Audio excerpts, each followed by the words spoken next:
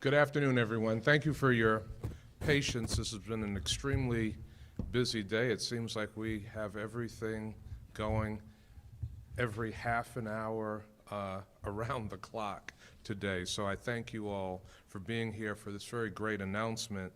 It's wonderful to see everyone here, and I want to thank the members of the media for joining us. Standing here with me today is Katie Campos, Executive Director for the Ralph C. Wilson Jr. Conservancy, Brendan Mahaffey, Executive Director of the Office of Strategic Planning, Nate Martin, Commissioner of the Department of Public Works, Andy Rabb, Deputy Commissioner of Public Works for Parks, Rebecca Gandor, Executive Vice President of the Buffalo Urban Development Corporation, the President of the Buffalo Urban Development Corporation, Brandy Merriweather, is sitting in the audience. I also want to recognize Anthony Parker from the Buffalo Urban Development Corporation, and some essential members of the community that have been working with us from the very beginning, Marnetta Malcolm and Charlie Torres, who are vice chairs of the Imagine LaSalle Focus Group. And I also want to mention J.J. Ty. Sorry, J.J., I got all these names here. I want to mention J.J. Ty, who is with the Ralph C. Wilson Jr. Conservancy and has been a major driving force on the development of this park. We are also joined by several members of the University at Buffalo Regional Institute. I want to thank them for being with us, and members of the Imagine LaSalle Focus Group. I appreciate all of the hard work that everyone here has done to bring the community's vision for Ralph C. Wilson Jr. Centennial Park to life. Today, we are making it official. We're signing an agreement with the Ralph C. Wilson Jr. Conservancy for the management of Ralph C. Wilson Jr. Park, which, as you know, was formerly LaSalle Park. The city will be responsible for mowing the grass, trash, recycling, and security. Ralph C. Wilson Conservancy will oversee operations and maintenance. My Department of Public Works, in partnership with the Buffalo Urban Development Corporation, is leading the development of this major infrastructure project, and it is a project that will benefit both residents of Buffalo and all Western New York. When completed, the park will be a world-class waterfront park with exceptional green space and access to the water. We are grateful for the support of the Ralph C. Wilson Jr. Foundation and their commitment of an initial $50 million that helped to provide the support to move this project forward, as well as for the community engagement aspect of this project. Through community engagement, residents have expressed their vision for Ralph C. Wilson Jr. Centennial Park. And I want to thank the residents for their involvement with us in this process. Your involvement, your voice, will certainly make this truly one of the unique parks in this nation. Now, it is my pleasure to turn things over to Katie Campos, Executive Director of the Ralph C. Wilson Jr. Conservancy, who will speak about the Conservancy and the Conservancy's passion and work on this project. Katie. Thank you, and thank you, Mayor Brown and your administration for your leadership in making this possible. I grew up at LaSalle Park. My dad took my siblings and I there to play at the playgrounds at LaSalle Park. He took us there to see the sunsets, and then later LaSalle Park became my home soccer field. And I have been working in partnership with Mayor Brown and his team, especially Andy Rabb from the Parks Department and Brendan Mahaffey from the Office of Strategic Planning, and that's been a real privilege. And above all else, they are committed to equity, inclusion, and access. They're equally or even more concerned about the park being an accessible place to be and a welcoming place than they are committed to the construction timeline, and they're very committed to the construction timeline. It's moving fast. And I'm also honored to be able to carry on the legacy of Ralph Wilson by ensuring that this park meets the vision that was developed by our community. The University of Buffalo Regional Institute led the community-driven vision process called Imagine LaSalle. More than 1,200 partners, community members, and stakeholders have been involved in the planning and design of this signature year-round attraction. I want to especially thank Bob Shibley and Bart Roberts. Bart is and was committed to making space to hear and realize our community's vision.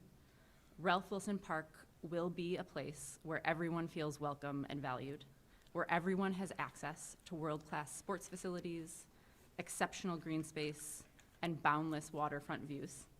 We heard that loud and clear from Mayor Brown's team and from our many partners, and especially from our community. Ralph Wilson Park will continue to be a neighborhood park, and now one with world-class amenities. That is now prioritized in our management agreement with the City of Buffalo. Together, we will deliver and maintain a world-class park for all of Buffalo. The management agreement formalizes the way that we have already been working together. It formalizes our public-private partnership.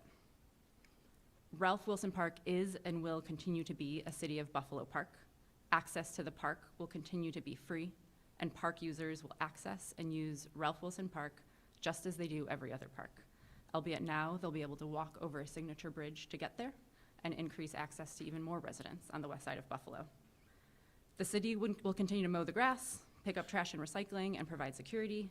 And once construction is complete, the Conservancy will provide operations and maintenance above that to ensure we are delivering on our promise to provide a world-class park. Ralph Wilson Park is a huge investment in the City of Buffalo, and it's driven by our community. I'm grateful to our diverse coalition of partners and funders, and to those still forthcoming who will join together with us in realizing our community's vision for an inclusive, world-class waterfront park. Community engagement will continue to be a key strength of the park. We are hosting a community meeting on Tuesday, May 9th at 5:30 p.m. at Waterfront Elementary. There will be food and activities for our kids. Please join us. We hope you can be there. Thank you, Mayor Brown. Thank you, Katie.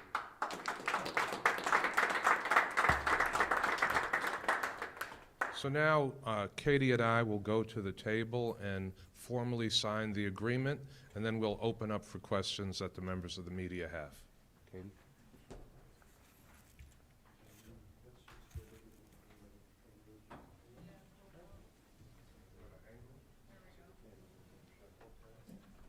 Folks, you all can come around behind us, if you don't mind.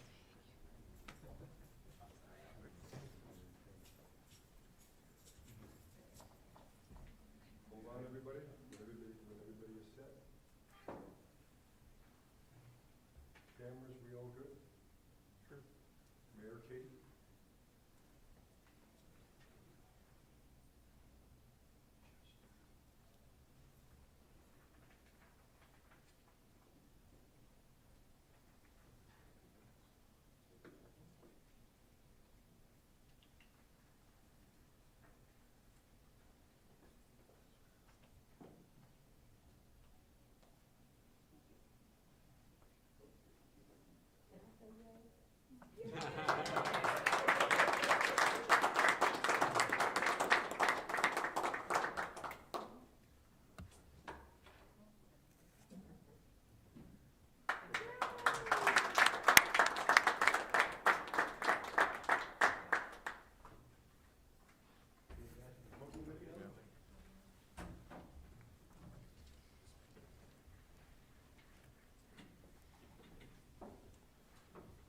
Yes, Mr. McKinley?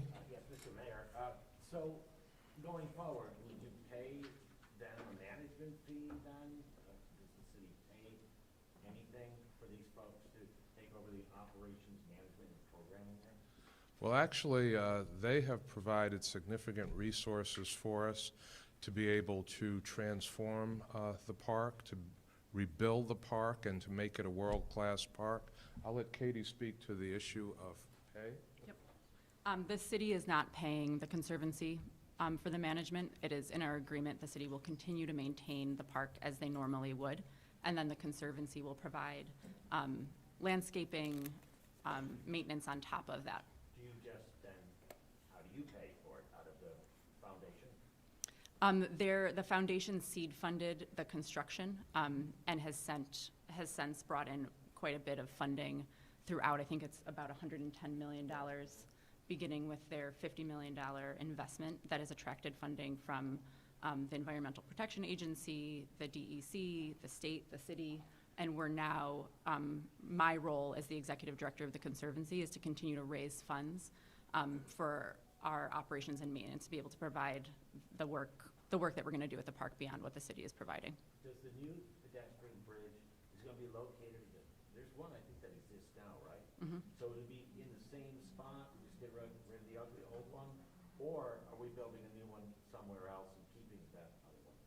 The new pedestrian bridge is going to be on an angle. It's going to be very close to where it currently is, and it's going to begin at 4th Street, at the 4th Street Park, and we're going to enhance that park with landscaping and a kaboom playground. So it'll be a great place to be, and that pedestrian bridge will be now the gateway, the entrance to the park, so you can walk in and see the waterfront views. The old pedestrian bridge, which we heard from the community is just not the safest, that will be demolished when the new bridge goes up.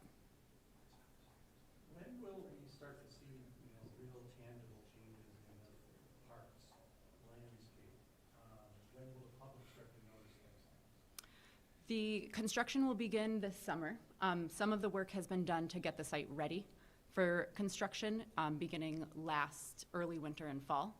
But the real work will begin this summer. And at our community meeting on the 9th, we're going to get into that and show what still will be open at the park, which will be the pool, the football fields, and the splash pad.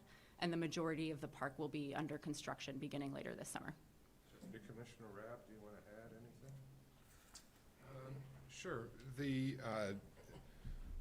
The city has engaged Gilbane as the construction management firm for this project. We already started, as Katie was talking about last year, with the site work, most noticeably the removal of trees that I think the public has noticed that we're starting over there.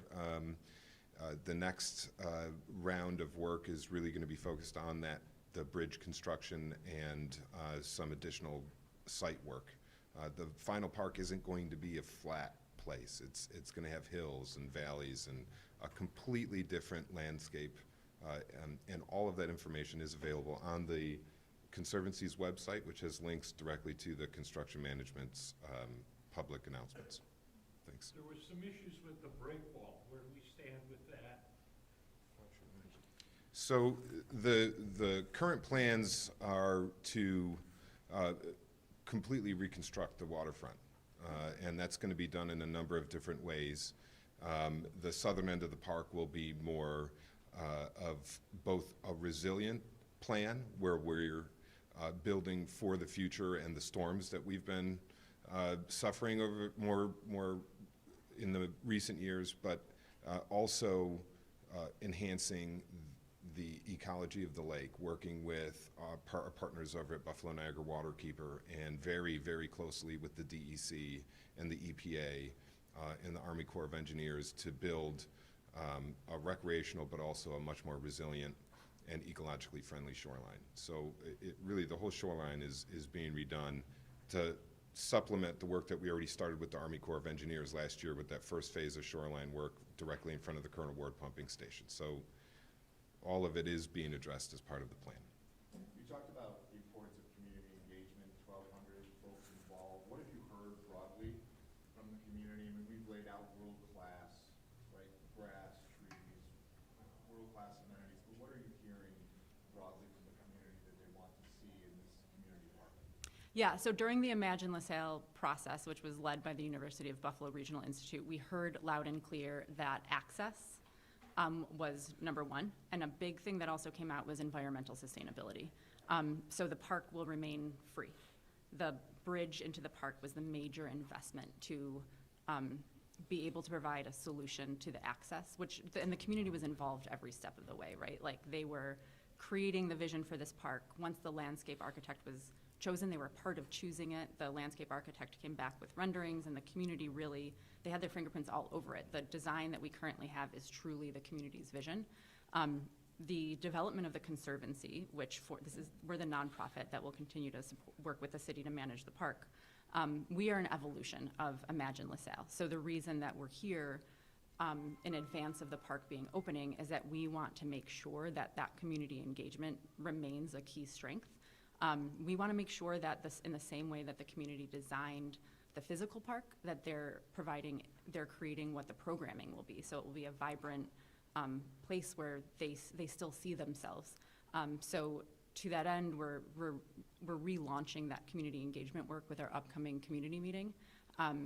We're going to be asking folks if they want to self-select into a working group, a community working group, which will be like an advisory board where they can provide guidance to us on programming, security, workforce development, things that will come up, so that in a couple of years when the park is open, it's going to be this beautiful place, and we want to hit the ground running with programming and make sure that those who are there really feel welcomed.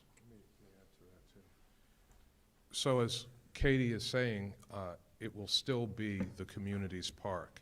So while it will be a world-class park with world-class amenities, all of those that are used to using this park, that see it as their neighborhood park, it will still be the community's park.